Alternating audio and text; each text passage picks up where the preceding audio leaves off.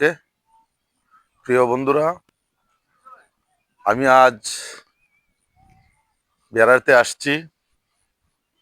ওইদিকে কলদুম, ওইদিকে সানফুরের একটি অংশ যাকে বানাইত বলা হয়, তার মধ্য এই জায়গার নাম হচ্ছে একটা খাল, সরকারি একটি খাল, সেটা হচ্ছে মেদার খাল।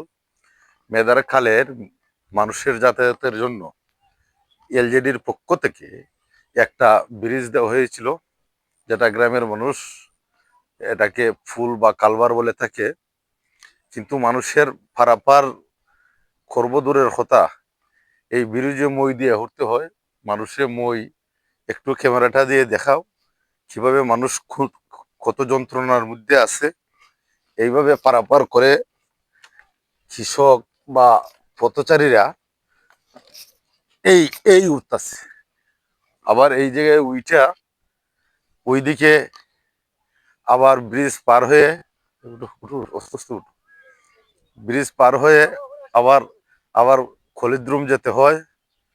এদিকে বাউসি, তলবাউসি, সন্তোষপুর, বাঙ্গাডোর, ওই দিকের হাওরের রাস্তায় এইদিকে লোকজন আসা যাওয়া করে।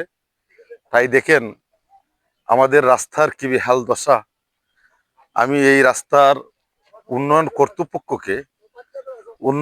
কর্তৃপক্ষের দৃষ্টি আকর্ষণ করে বলছি যে এত তাড়াতাড়ি, দ্রুত তাড়াতাড়ি এখানে 5-7 ফুট মাটি ফালাইয়া রাস্তাটারে টেকসই করার জন্য, মানুষের চলাচলের উপযোগী করার জন্য। ওই দেখেন এভাবে একদিকে মই বাইয়ে উঠতে হয়, অন্যদিকে মই বাইয়ে নামতে হয়। বয়স্ক মানুষের জন্য মারাত্মক অসুবিধা।